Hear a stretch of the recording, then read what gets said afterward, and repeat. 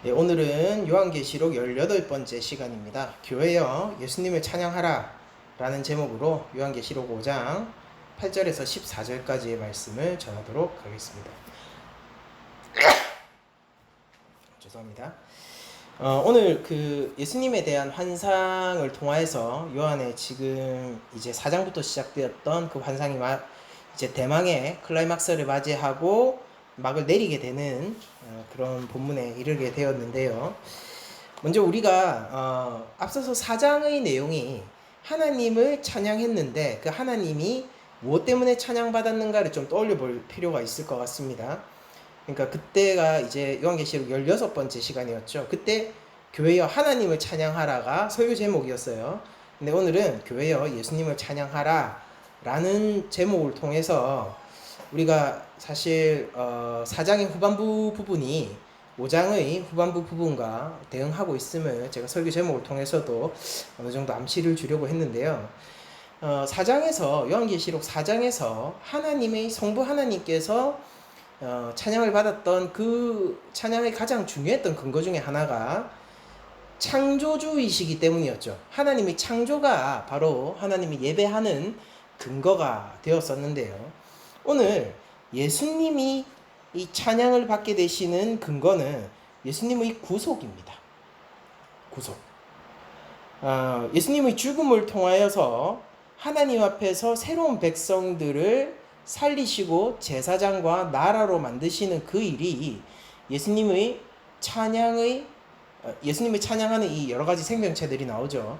그런 예수님을 찬양하는 수많은 그 존재들의 찬양 근거가 되는 것인데요. 바로 하나님께서 성부 하나님께서 첫 창조를 실행하시고 이끄시는 분으로 4장에서 소개가 되었다면은 예수님은 새 노래를 우리에게 주시는 새 창조의 주인이자 바로 그 새 창조의 내용은 십자가 구속이라는 것을 통하여서 찬양받기 합당하신 분이라는 것을 드러내고 있습니다. 여러분들 요한복음이 아니죠. 요한계시록이 특정한 상황 속에서 쓰여진 책이라는 걸 우리가 다시 한번 떠올릴 필요가 있을 것 같아요. 무슨 얘기냐면은 요한계시록은 실제 요한 공동체, 그러니까 초대교회가 로마 황제의 박해를 받음으로 지금 순교를 당하고 있고 앞으로도 계속 순교의 위협이 도사리고 있는 공동체라는 것이죠. 그런데 바로 그때 죽음을 통해 이기신 예수님을 찬양하게 하도록 이 공동체에게 목회적인 관점을 심어주는 것으로 말미암아 그들이 굉장히 힘든 상황임에도 불구하고 이 상황을 넉넉히 이기고 믿음으로 승리할 수 있도록 이끌려는 것이 바로 요한계시록에 드러난 성령님의 뜻이며 요한의 저작 의도다라고 우리들이 얘기할 수 있을 것 같습니다. 먼저 본문들을 조금 살펴보면요.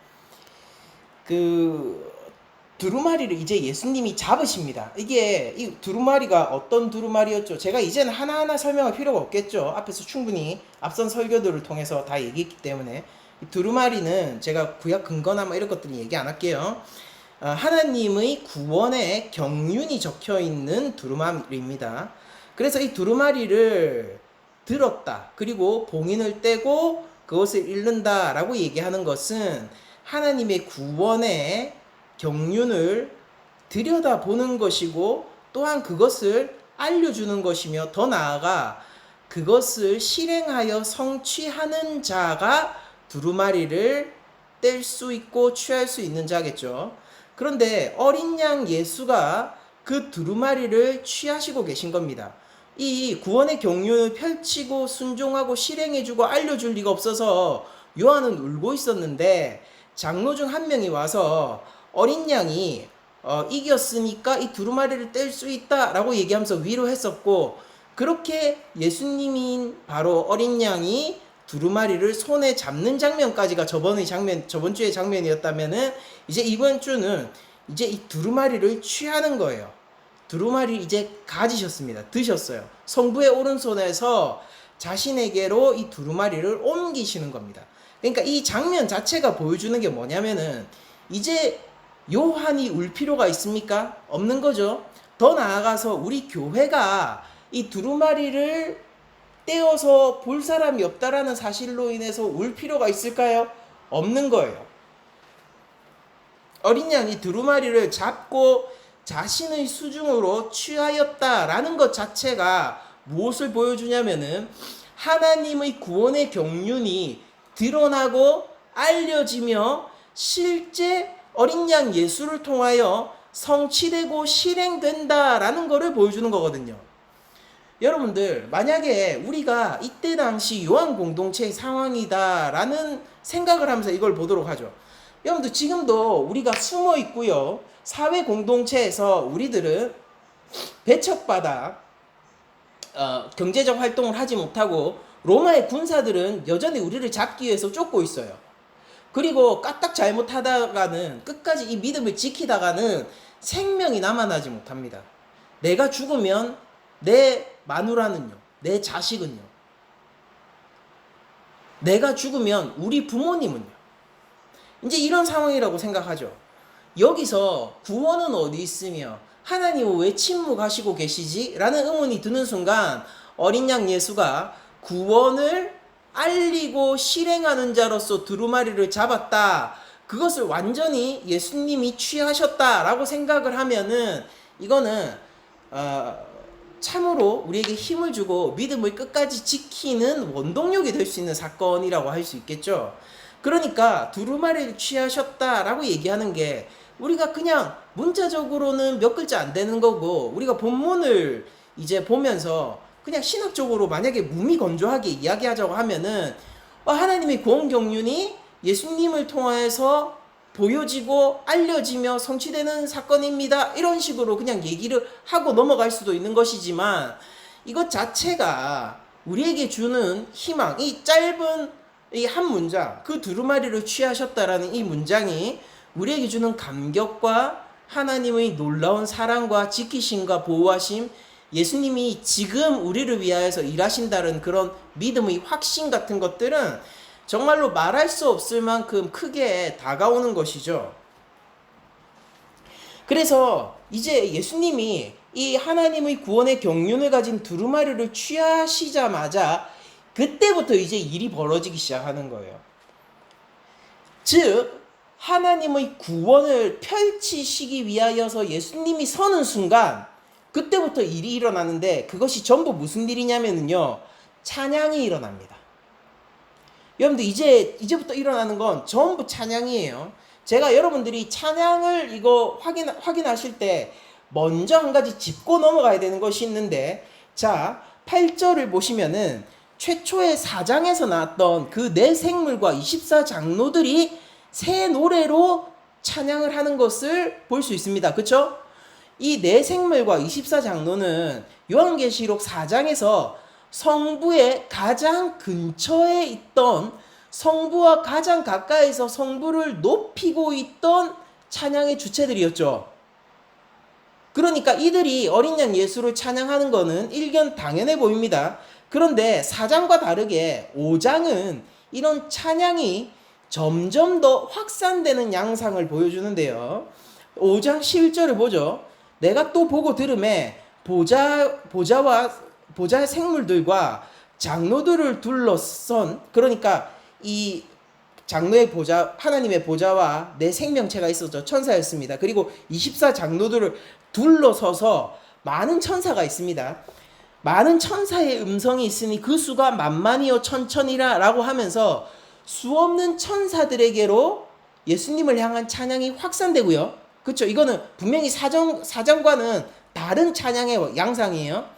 그러면서 13장에 이르러는 어디까지 확산이 되냐면요, 내가 또 들으니 하늘 위에와 땅 위에와 땅 아래와 바다 위에와 또 그 가운데 모든 피조물이 이르되 라고 얘기하면서 이제 천사들을 벗어나서 하나님이 첫 창조를 하신 이 피조 세계에 있는 모든 피조물들이 어린 양 예수를 찬양하는 것으로 찬양의 양상이 확대되는 것을 5장에서는 보여주고 있어요. 그래서 여러분들이 첫 창조에 대한 찬양은 이런 식으로 요한계시록 내에서는 이렇게 생각할 수 있어요. 요한계시록 내에서는 첫 찬양에 대한 찬양이요. 하나님 가까이에 있는 자들, 하나님 옆에 이미 서 있는 자들을 통해서 찬양되어진다면은 이 어린 양 예수 두루마리를 취하셔서 하나님의 구원의 경륜을 드러내시고 실제 그 구원을 성취하실 예수님에 이르러서는요, 이 찬양이 온 피조 세계 전체로 확장되고 있다라는 걸 알 수 있어요. 그러니까 첫 창조를 찬양할 수 있는 이는 어떤 거예요?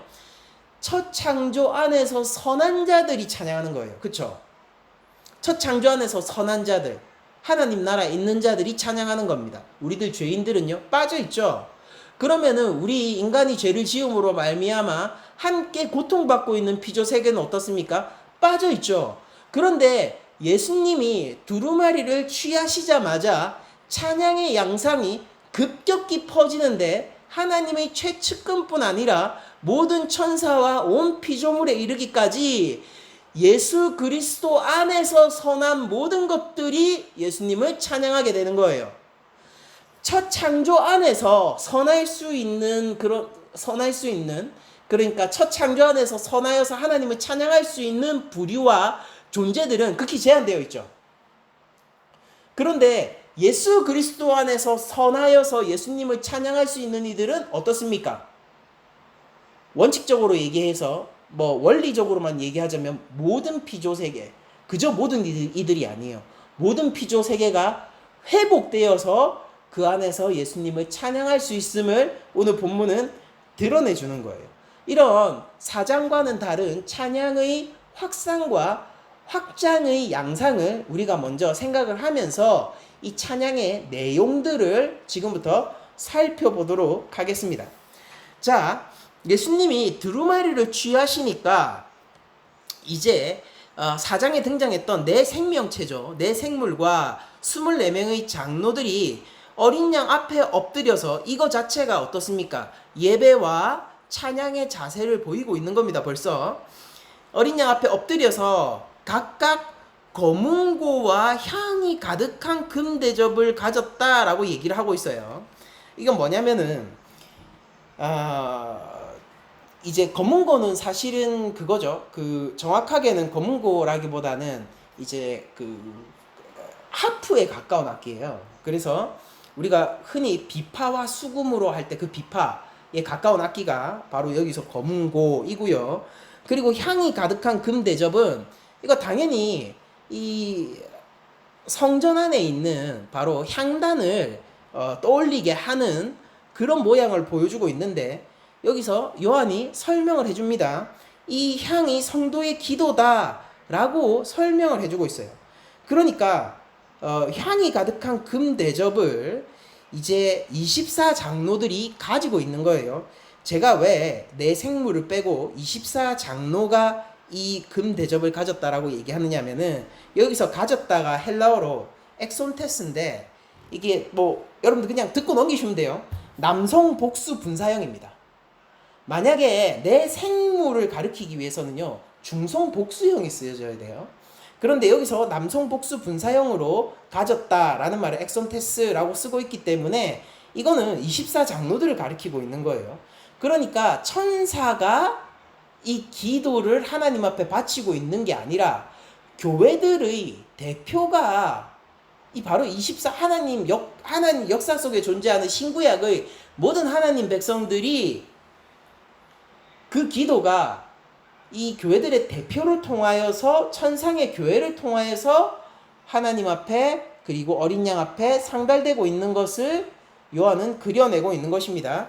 그리고 이 향은 성도들의 기도죠.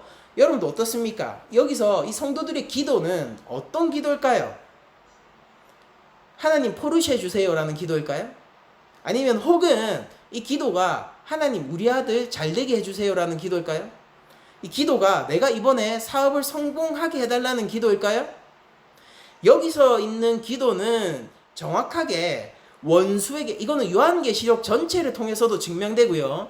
이 구속주이신 어린 양을 찬양하는 찬양의 내용을 반추해봐도 당연히 설명이 되는 건데 여기에 나와 있는 기도의 내용은 원수에게 고난받고 있는 이 신자들, 원수에게 고난받고 있는 교회가 하나님에게 공의의 실현을 부탁하고 복수를 신원하는 내용의 기도이겠죠. 한마디로 뭐냐면은 지금 우리가 부당하게 고난 가운데 있고 우리의 목숨을 원수가 앗아가고 있는데 하나님의 공의를 실천하여서 이 원수들을 짓밟아 주시죠. 여러분들 막 시편들이 떠오르지 않습니까? 그런 시편의 기도란 말이에요. 원수들을 짓밟아 주시고 하나님이 세상 가운데 드러나 주세요의 기도일 거란 말이에요. 그렇게 하나님 앞에 신원을 하고 있는 겁니다. 그러니까 지금 이 기도가 하나님 앞에 가야 한다라는 것 자체가 지금 기도를 하고 있는 자들의 상황이 어떻다는 겁니까? 안 좋다는 거예요. 원수들이 있다는 거예요. 정확하게 얘기하자면은 로마의 국가적인 박해를 받고 있다라는 겁니다. 황제가 우리를 짓밟고 있고 로마 병사의 창과 칼이 그땐 총이 없죠. 죄송합니다. 창과 칼이 우리의 생명을 지금 앗아가고 있는 상황이라는 겁니다. 여기에서 하나님의 공의의 실현을 신원하고 있는 것이고 하나님이 우리를 대신하여 하나님 나라를 세워 복수해달라는 기도의 내용을 얘기를 하고 있는 거예요. 여러분들 이렇게 됐을 때 만약에 어린 양이 두루마리를 취하지 않은 상황이었다면 어땠을까요? 이 기도는 말 그대로 연기처럼 이 향이잖아요. 연기처럼 공중에서 사라지는 기도가 되겠죠. 요한이 울었던 이유가 충분히 납득이 갑니다. 이런 기도들이 땅에서 울려 퍼지고 있는데 하나님의 백성들이 부당하게 죽임을 당하고 있고 하나님의 백성들이 하나님을 믿는다는 이유로 예수 그리스도를 따르고 있다는 이유만으로 부당하게 고난을 받고 있는데 이런 기도들이 가득 차 향기로서 하나님 앞에 상달이 되었음에도 불구하고 이 구원의 경륜을 알려주고 성취할 리가 없다면은 요한은 당연히 울 수밖에 없죠. 이 교회가 불쌍해서 울고 자신의 운명이 불쌍해서 울고 이미 먼저 죽어간 순교자들이 허망해서 울고 울 수밖에 없을 거예요. 그런데 이런 성도들의 신원의 기도가 허공으로 흩어지지 않는 이유는 어린 양이 두루마리를 성부의 오른손으로부터 취하였기 때문이고 그로 인해서 이 성도들의 탄식 가득 어린 기도죠. 이거 고통이 가득한 기도예요. 이 기도가 어떻게 되느냐면은 새 노래로 바뀝니다. 놀랍지 않아요? 계시록 5장 9절을 보십시오. 그들이 새 노래를 불러 이르되 고통과 하나님 앞에 공의의 실현을 바라고 하나님께서 복수해 주시기를 바라던 이 고통 가득한 기도들이 장로들의 손에 담겨져 하나님 앞에 갔을 때 그 고통의 기도는 허공에 흩어지고 고통으로 존재하는 것이 아니라 새 노래로 바꾸는 거예요. 새 노래로 곡조가 오늘날로 치면 발라드에서 댄스곡으로 완전히 바뀌게 되는 거죠. 이 드라마틱한 변화가 일어나는 겁니다. 이 변화를 일으키는 유일한 변인 요건은 뭡니까? 무엇이 이것을 변화하게 했어요? 어린 양 예수 그리스도가 두루마리를 취하셨어요. 이게 이 신원의 기도를 새 노래로 바꾸는 유일한 변인 조건이란 말이에요.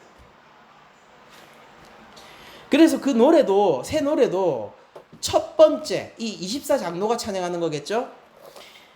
첫 번째 노래의 내용이 두루마리를 가지시고 그 인봉을 떼기에 합당하시도다라고 얘기하는 거를 첫 번째 찬양 제목으로 얘기를 하고 있는 겁니다. 여러분들 우리가 예수님이 십자가 위에서 죽으심으로 하나님의 구원을 실행하셨잖아요. 현재, 과거, 미래의 모든 죄악이 그 십자가 도상 위에서 도말되고 예수 그리스도의 사랑과 십자가 은혜로 누구든지 믿음으로 하나님 앞에 살 수 있는 시대를 우리가 지금 향유하고 있지 않습니까? 그러니까 이거를 요한계시록에서는 이 상황을 뭐라고 얘기하고 있냐면은 두루마리를 가지시고 그 인봉을 떼기에 합당하시도다라는 말을 통하여서 찬양을 하고 있다고요. 여러분들 십자가는요, 역사 가운데서 단 한 번 있었던, 또 하나님 앞에서도 실제로 영단번의 제사로서 있는 일이죠. 그런데 이 일이 마치 계속해서 반복될 것처럼 요한은 얘기하고 있죠. 이건 어떤 거냐면은 실제 예수님이 앞으로도 두루마리를 땜으로 말미암아 십자가 위에 다시 죽으신다라는 내용이 아니라 그 십자가 위에서 죽으셔서 예수님을 믿는 모든 죄인들을 구원하실 그 구원을 계속해서 그 능력과 권세를 펼치신다라는 내용이에요. 그러니까 어떤 측면에서는 이렇게 얘기할 수 있어요. 예수님이 십자가 위에서 그 십자가 고난을 통과하셨기 때문에 거기서 실패하고 좌절하신 게 아니라 죽음을 이기셨기 때문에 오히려 십자가 죽음을 통하여서 승리자가 되셨기 때문에 인봉을 떼기에 합당하신 분이 된 거다라고도 얘기할 수 있는 겁니다. 예수님이 인봉을 뗀다라는 것은 십자가와 굉장히 깊이 연관이 있지만은 다시 예수님이 십자가에 달려야 한다라는 소리가 아니라 십자가에서 일어난 구원의 사건을 여전히 펼치시고 계속 펼치시고 교회의 역사 가운데서 지속적으로 구원의 능력을 펼치시는 것이 바로 인봉을 떼시고 계신 예수님이다라고 우리들이 이해를 해야 되는 것입니다.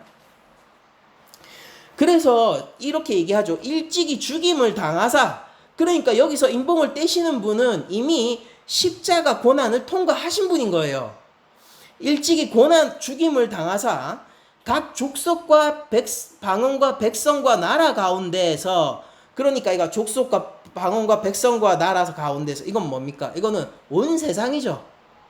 온 세상이에요. 그냥 온 세상 가운데에서 사람들을 피로 사서 하나님께 드리시고, 자, 이제 하나님 구원의 경륜을 우리에게 실행하여 주시고 알려주시는 분이 있습니다. 그분은 일찍이 십자가 위에서 죽임 당함으로 말미암아 자신의 보혈의 피로 사람들을 사서 하나님께 드린 분이에요. 이 찬양의 내용입니다. 이게 찬양의 내용이라고요. 고통과 탄식의 복수를 해달라는 그 신원의 기도가 새노래로 바뀌는데 그 새노래의 내용의 첫 구절이 이렇더라고요. 10절을 보면 이어서 이렇게 얘기합니다. 그들로, 여기서 그는 누굽니까? 하나님 앞에 보혈로 사서 하나님 앞에 드린 사람들이죠. 그들로 우리 하나님 앞에서 하나님 앞에 드리니까 어떻게 됐습니까? 걔네들 죽었어요? 심판당했습니까? 그게 아니죠. 그게 아니라 그들이 어떻게 됐어요? 우리 하나님 앞에서 나라와 제사장들을 삼으셨으니, 여기서 나라가 바실레이아인데 이거 그냥 백성을 얘기하는 거죠. 하나님 앞에서 나라와 제사장들, 그러니까 우리를 제사장 나라로 삼으셨고 하나님 백성으로 삼으신 겁니다. 그들이 땅에서 왕노릇 하리로다 라고 얘기하면서 바로 이 성부 앞에 계신 어린 양의 왕적 권세를 함께 누리게 되었다라고 얘기합니다. 여러분들 여러분들 보세요. 땅과 지금 천상의 간극이 너무 크잖아요. 땅에서는 누가 왕노릇하고 있어요? 황제가 왕노릇하고 있지 않습니까? 바로가 왕노릇하고, 황제가 왕노릇하고, 오늘날은 뭐예요? 돈 많은 사람이 왕노릇하고, 권력 가진 사람이 왕노릇하지 않습니까? 그 가운데서 우리가 신원의 기도를 하잖아요. 하나님 어떻게 이렇습니까? 라고. 그런데 이것이 어린 양 예수의 구원의 경륜 속으로 들어가면 어떻게 되는 거예요? 새 노래로 바뀌는 거예요.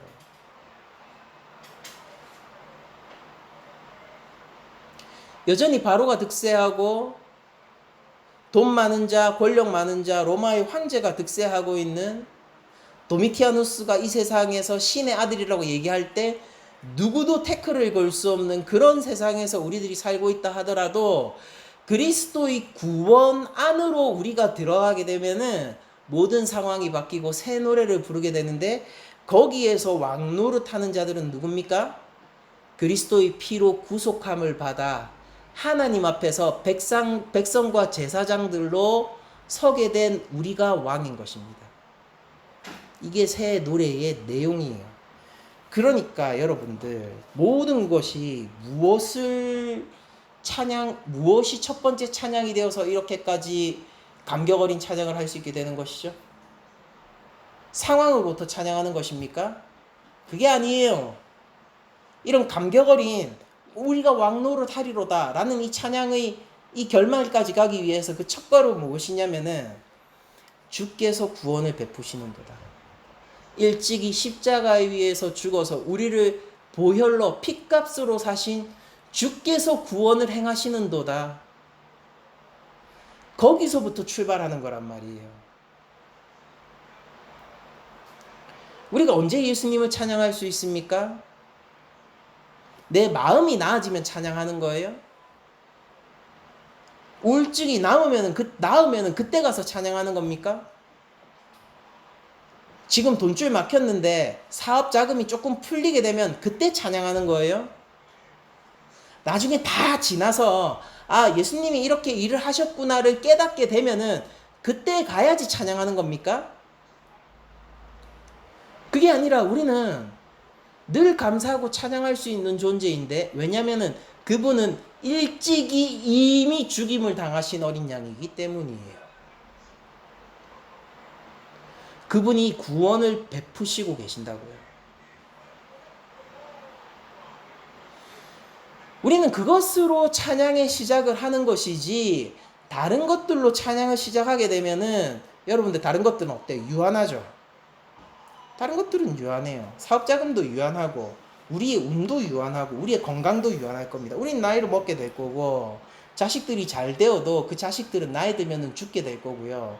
내 사업체는 영원하지 않을 거예요. 여러분들, 인류 역사상 가장 큰 기업이 동인도 회사다라고 얘기하더라고요. 지금 세계 시총 1위가 애플이죠. 애플도 안 된대요. 이렇게 비율적으로 따져보면 동인도 회사가 가장 역사 가운데 큰 회사였다라고 하는데, 지금 어디 있습니까? 여러분들, 시가총액 기업 1위가 애플입니다. 애플 영원할까요? 내가 애플 사장 되면은 그때 예수님 찬양하면 돼요? 그 유한한 찬양으로 영원하신 우리 주를 찬양하겠다고요? 우리가 주님을 찬양하는 첫 출발점은 바로 주께서 인봉을 떼시고 계시다는 사실 때문이에요. 쉽게 얘기하자면은 주께서 우리에게 십자가 구원의 능력을 오늘날 우리에게도 베풀고 계시다라는 것이 우리 찬양의 첫 걸음이 되어야 된다고요. 그래야지 연쇄적으로 딱딱딱딱 나가서 우리가 하나님 앞에서 나라와 제사장으로 서고, 이 땅 가운데에서 하나님 앞에서 나라와 제사장이니까 이 땅 가운데서 뭐겠습니까? 왕이겠죠. 왕 노릇을 그때서야 할 수 있게 되는 거예요. 이것이 바로 24장로들의 찬양의 내용입니다. 그리고 이건 하나님의 4장에서 이미 하나님을 찬양하던 하나님 앞에서 완성된 천상의 교회의 찬양 내용이에요. 여러분들, 새 노래는요, 구속자 받은 자들이 새로운 피조물로서 부르는 노래를 얘기하는데, 잘 생각해 보세요. 새 노래라는 게 새로운 리듬, 새로운 운율, 새로운 가사로 지어진 노래를 얘기하는 게 아니라 새 사람이 부르는 노래가 새 노래인 거예요. 그러니까 똑같이 내가 찬양을 하고 있어도 예수님을 믿기 전에는요, 이 찬양이 헛 노래인데, 예수님을 진심으로 나의 구주로 영접하고 난 이후에는 똑같은 찬양도 새 노래가 되는 겁니다. 계시록 14장 3절입니다. 그들이 보좌 앞과 내 생물과 장로들 앞에서 새 노래를 부르니 땅에서 속량함을 받은 14만 4천 밖에는 능히 이 노래를 배울 자가 없더라. 그러니까 이 새 노래를 배울 수 있는 사람은 누구예요? 땅에서 속량함을 받은 사람. 14만 4천, 12 곱하기 12 곱하기 1000. 이 땅의 교회. 예수님 십자가로 속량함을 받은 예수님 믿는 사람. 첫 창조로 하신 성부를 따라 새 창조의 구속으로 행하신 예수님 안에서 중생하여 새로운 피조물이 된 교회. 그들이 부르는 게 새 노래입니다.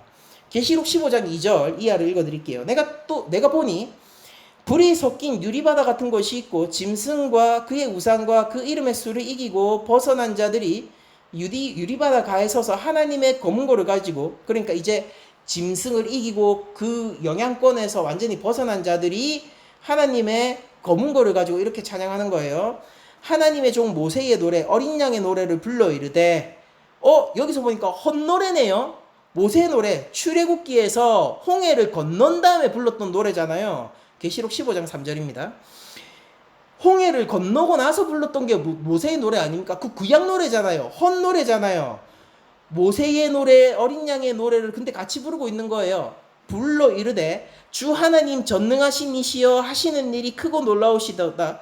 만국의 왕이시여 주의 길이 의롭고 참되시도다. 주여 누가 주의 이름을 두려워하지 아니하며 영화롭게 하지 아니하오리까? 오직 주만 거룩하시니이다.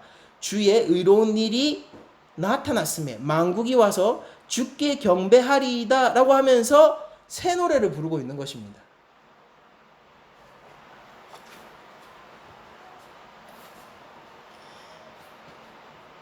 여러분들 새 노래를 배웠다라고 했는데 그들이 부르는 게 뭐예요? 모세의 노래인 거예요. 헛노래예요. 새 노래의 핵심은 무엇입니까? 새로운 피조물.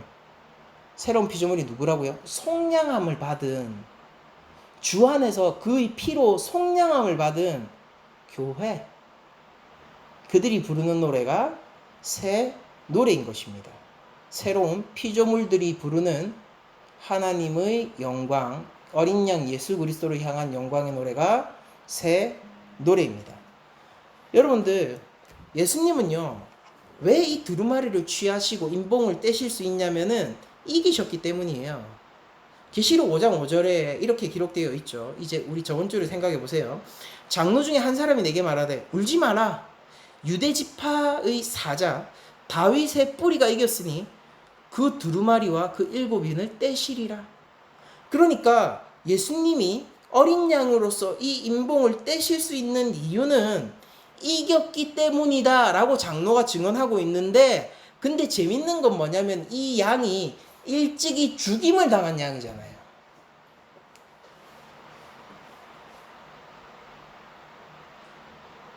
이겼기 때문에 인봉을 떼는데 이 이긴 어린 양은요, 죽임당한 어린 양이에요. 이 역설적 승리를 우리들이 알아야 하는 것입니다. 여러분들, 요한이 지금 원하고 있는 것은 명백하죠. 요한 공동체에게 진짜 어려울 것 같아요. 제가 똑같은 만약에 상황 속에서 제가 요한으로서 얘기를 해야 된다라면은 참 이렇게 얘기하기 힘들 것 같아요. 뭐냐면은 죽는 게 이기는 거다. 차라리 죽어라 라고 얘기하고 있는 거거든요. 이순신 장군도 일찍 이런 얘기를 한 적이 있죠. 죽고자 하는 자는 살 것이요 살고자 하는 자는 죽을 것이다 라고 얘기하면서 이 전쟁의 승리의 역설적 진리를 얘기한 적이 있는데, 그 이전에 이미 요한이 이 요한 공동체에게 이렇게 얘기하는 거예요. 주의 이름을 위하여 죽으면 살 것이요 주 앞에서 살고자 하면 죽을 것이다. 이 얘기를 하고 있는 것입니다. 이긴 어린 양만이 봉인을 뗍니다. 그런데 그 이긴 어린 양은 죽임당한 패배한 어린 양이에요. 만약에 우리가 이 시대의 이 요한 공동체 가운데 하나라고 생각합시다. 우리가 소아시아 7교회 가운데 한 교회라고 생각합시다. 우리는 이미 우리 형제 자매 가운데에서 로마의 군사에 의해서 목숨을 잃은 그 형제 자매를 소유하고 있을 거예요. 어쩌면 그것이 내 가족일 수도 있을 겁니다. 우리의 상실과 슬픔을 어떻게 표현할 수 있을까요? 만약 그것이 우리의 상황이라면? 그런데 담임 목사가 이렇게 얘기하는 거예요. 그들은 죽은 자가 아니라 이긴 자다 라고 얘기하는 것입니다. 우리가 고난 가운데 선다라는 것, 주의 영광을 위하여서 주의 이름을 위해서 고난 받는다는 것, 이런 것들은 무엇을 의미합니까? 장차 이기기 위해서 그 자리에 서는 거예요. 그게 아니라 거기 버티고 서 있는 게 이미 이겨 있는 것이라고. 요한계시록에서 드러나는 어린 양에 대한 찬양은 우리에게 십자가 길을 각기 제 십자가를 지고 따라야 하는 정당성을 보여주고, 또한 주께서 걸어가신 골고다 언덕이 우리에게도 동일하게 내보여지는 이유를 설명해 줍니다. 주는 우리를 죽이기 위해서 나를 따르라 하는 것이 아니라 살리고 이기게 하기 위해서 나를 따르라고 하는 것이고, 다만 역설적이게도 우리의 생명의 길, 순종의 길이 고난의 길이라는 모양을 가지고 있을 뿐인 것입니다. 우리 교회 가운데서, 그리고 이 설교를 듣는 모든 우리 형제 자매들 가운데서 주 안에서 힘들어하고 고난받는 분들이 계시다면은 이 시간 힘을 내시길 원해요. 이렇게 찬양을 해보십시오. 나에게 구원을 베푸신 이가 일찍이 죽임당한 어린 양인데 그분이 나를 보혈로 사셔서 하나님 앞에서는 제사장과 나라로 삼으시고 이 땅 가운데선 왕노로 타게 하셨다라고 한번 이 장로들의 찬양을 나의 찬양으로 한번 해보십시오. 저는 이 찬양이 여러분들이 승리하게 하는 원동력과 힘을 제공해 줄 수 있을 것이라고 믿습니다. 그렇게 우리가 24장로의 찬양을 보고 나면은 이제 천사들의 찬양으로 확장되게 됩니다. 11절에 내가 또 보고 들음에 보좌와 생물들과 장로들을 둘러선 많은 천사의 음성이 있으니, 자 이제 보니까 하나님의 보좌 앞에 내 생명체와 천사들이었죠. 그리고 장로들만 있는 것이 아니라 수많은 천사들이 있었는데 그 수가 만만이요 천천이에요. 여러분들 천천과 만만은 뭐냐면 여러분들 2일은 2죠. 2는 4, 2, 3, 6이죠. 그럼 100백은 뭡니까? 천천은 100만, 만만은 1억입니다. 이건 뭘 얘기하느냐면은 천사가 1억 마리가 있다라는 게 아니라 헤아릴 수 없이 많은 천사들이 하나님의 보좌 앞에서 어린 양을 찬양하고 있다라는 거예요. 여러분들, 그러므로 우리가 하나님 앞에 섰다, 하나님을 찬양하기를 원한다, 이렇게 얘기하잖아요. 그래서 우리가 하나님 보좌 앞으로 나아간다라고 얘기하는데, 거기에서 하나님을 찬양한다라고 얘기하면서 예수님을 찬양하지 않는 게 그게 말이 됩니까? 그런 일은 없는 거예요. 그러니까 많은 이단들이 예수님은 마치 하나님 앞에서 따로 분리되어져 있는, 신천지도 그렇고 여호와의 증인도 그렇죠. 따로 분리되어 있는 또 다른 신성적, 하나님과는 다른 또 다른 신성적 존재 정도로 이해를 하는데, 하나님의 보좌 앞에 섰는데 어린 양 예수를 찬양하지 않는 게 합당합니까? 요한계시록의 말씀과 정면으로 위배되죠. 그 태도 자체가. 아무튼 이렇게 하나님 앞에서 어린 양을 찬양하는 이 24장로의 찬양은 이내 천사들이 찬양으로 퍼지게 되고, 그 천사들은 이렇게 찬양을 하고 있습니다. 자, 12절이에요. 큰 음성으로 이르되, 여기서도 처음 나오는 게 뭐예요? 죽임을 당하신 어린 양은 이죠.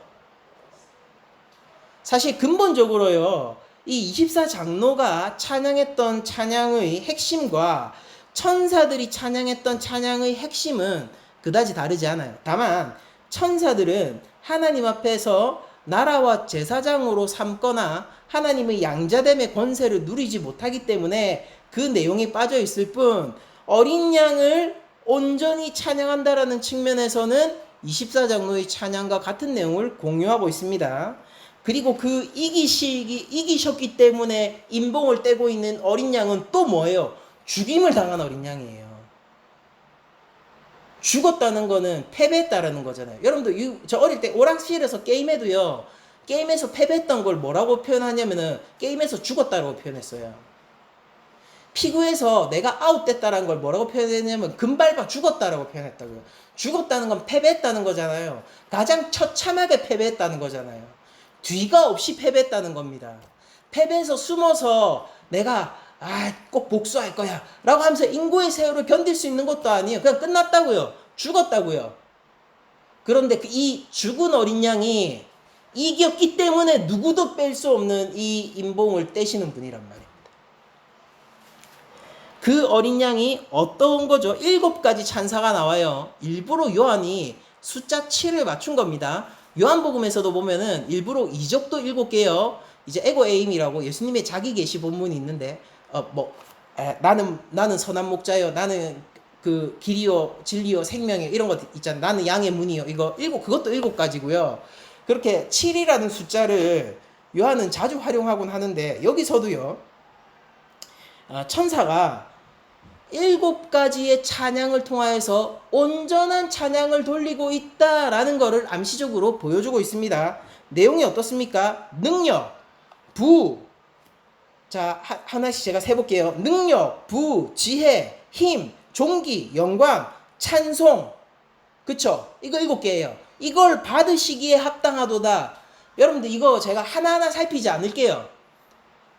결국 핵심은 뭐냐면은 천사들도 누구에게? 죽임당한 어린 양에게 왕관을 쓰고 멋들어지게 이 세상을 통치하고 있는 철장을 든 그분에게요? 아니요. 사자에게요? 아니에요. 웃기잖아요. 분명히 24장로는 유다 지파의 사자가 이겼다라고 했는데 죽임을 당한 어린 양에게 온전한 찬송을 보내고 있는 겁니다. 그러니까 그 사자의 실체는 뭐냐면은 어린 양인 거예요. 연약한.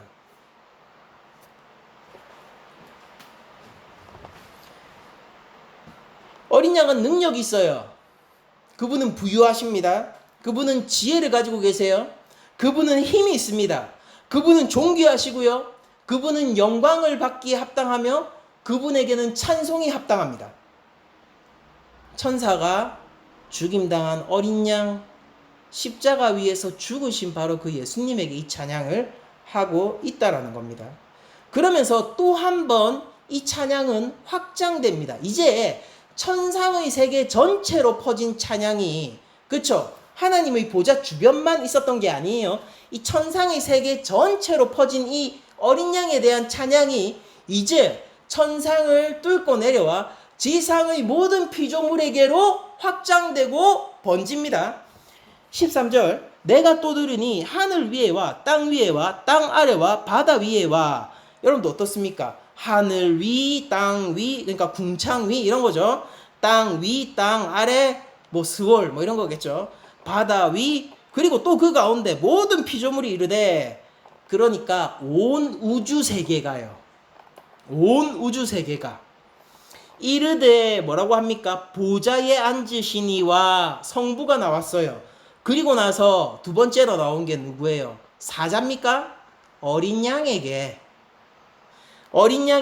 찬송과 존귀와 영광과 권능을 세세토록 돌릴지어다 라고 얘기했어요. 여러분들 그러니까 이렇게 되는 거예요. 하나님에게서 밑으로 쭉 퍼져나가죠. 어린 양에 대한 찬양이.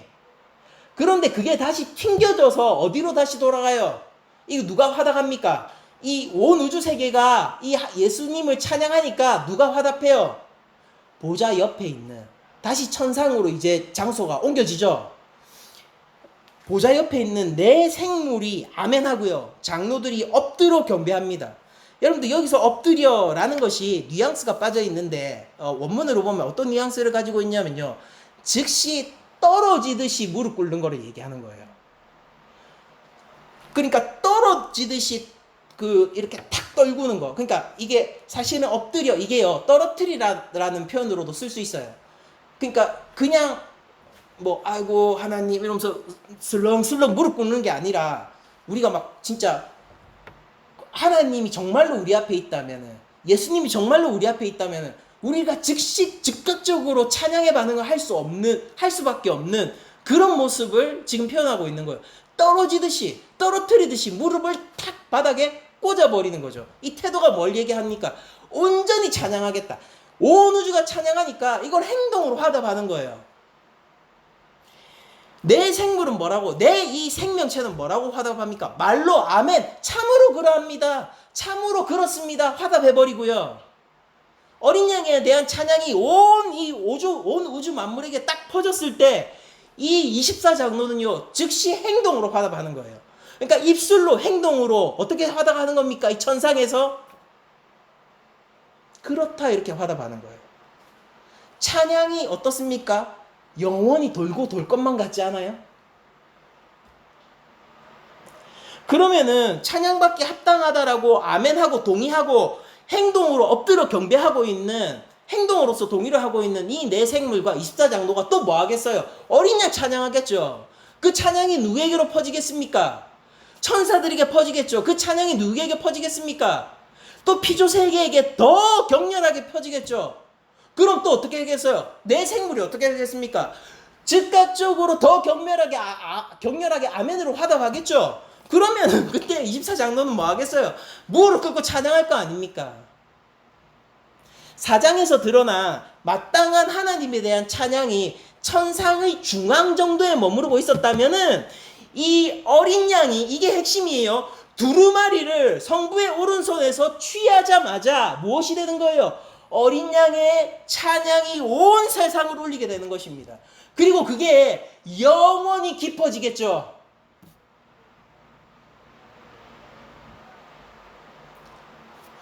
첫 창조 속에서 타락하고 죽어야만 했던 우리들이 이 영원한 찬양 속으로 어떻게 들어갈 수 있다고요? 어린 양이 두루마리를 취하신 일찍이 죽임을 당한 어린 양이 두루마리를 취하셔야지 우리가 이 영원한 찬양 속으로 들어갈 수 있다라는 거예요. 이게 우리의 소망이라고요.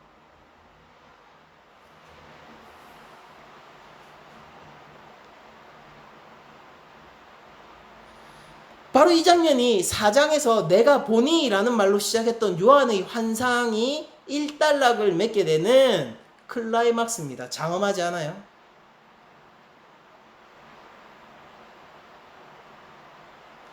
요한은 이 마지막 장면에서 절제하지 않는 것 같아요. 뭐 문학적으로는 절제하는 것이 더 세련된 기법일 수 있으나 그러나 절제하지 않는 것 같아요. 장엄하고 온 세상이 소리치며 어린 양을 구하며 그에 대한 기쁨을 표현하는 것으로 그 어린 양에 대한 찬양이 들끓는 것으로 이 왁자지껄하고 장엄한 모습으로 오늘의 본문을 마치고자 합니다.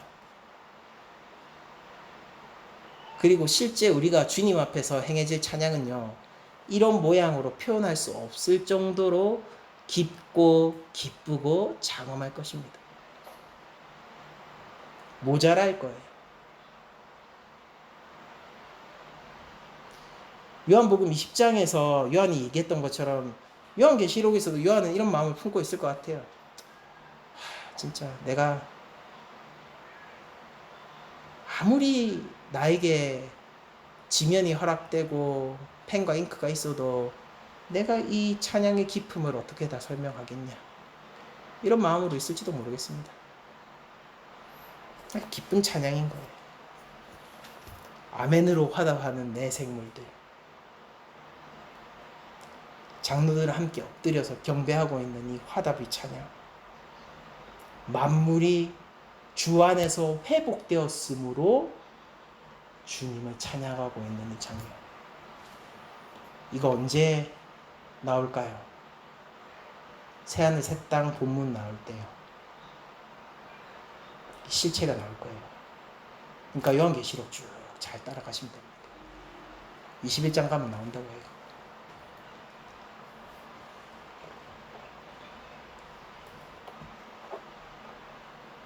여러분들 성도들의 기도를 하나님만 알고 계십니다.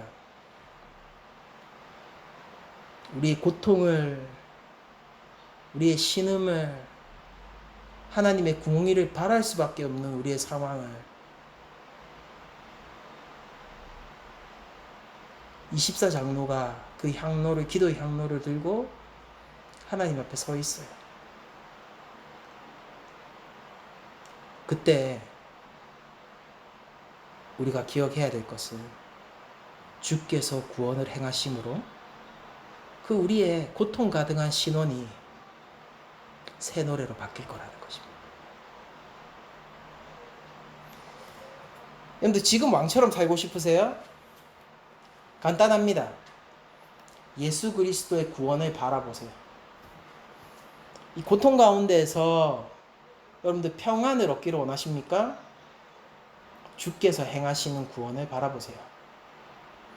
우리가 예수님을 믿는다라고 얘기하면서 어떤 경우에는 우리는 세상을 더 신뢰하고 믿기도 하고 세상의 약속에 더 마음을 쏟기도 하고 세상적 가치를 더 믿기도 하고 예수님의 능력이 필요하지 예수님 자체는 그다지 필요 없는 것처럼 굴기도 합니다.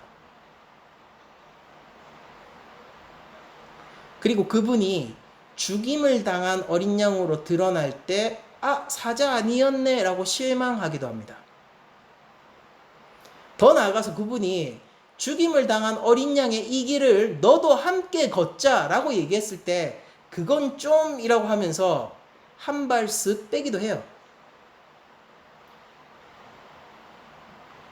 그분께서 맞잡으신 손을 우리가 탁 뿌리치기도 하죠. 그런데 우리가 잘 생각해야 되는 것은 바로 죽임당한 어린 양이 승리한 유다지파의 사자이고 다윗의 뿌리이며 예수님 성부의 오른손에서 두루마리 인봉을 뗄 수 있는 유일한 구세주 예수님이라는 사실을 우리들이 기억해야 될 것입니다. 교회가 예수님 찬양해야죠. 결론은 이거예요. 뭐 때문에 찬양할까요? 고통 가운데서도 심지어 요한 공동체는 어때요? 생명의 위협이죠. 그 가운데서도 찬양해야 돼요. 왜 찬양해야 됩니까? 예수님 지금 구원 행하시고 계시니까요. 그걸로 찬양해야 된다. 그게 제일 합당한 이유고 그게 가장 큰 이유고 그거 하나만 있어도 온 피조 세계가 찬양하기에 충분한 이유가 된다라는 것입니다. 믿음을 잘 점검하시고 내가 예수님을 믿는다라는 것 그리고 예수님이 우리 가운데서 행하신 일이 뭐라는 것을 우리가 잘 기억하고 확정함으로 말미암아 우리 교회가 참으로 예수님을 찬양하고 앞으로도 예수님 앞에서 올바른 기도를 드릴 수 있기를 올바른 새 노래를 부를 수 있기를 축원드립니다. 이제 말씀 마칠게요. 여러분들 한 주간 살아가실 때에 내가 할 새 노래가 무엇인지 한번 정해보세요. 십자가로부터 비롯되어 나의 고통의 신혼을 새 노래로 바꾸어 주실 예수님의 구원은 무엇인지 한번 생각해 보세요. 그분은 우리를 버리시는 게 아니라 지금도 구원을 행하시는 분이세요. 로마의 황제가 이긴 게 아니라 세상이 이긴 게 아니라 돈이 이긴 게 아니라 죽임당한 어린 양이 이겼습니다.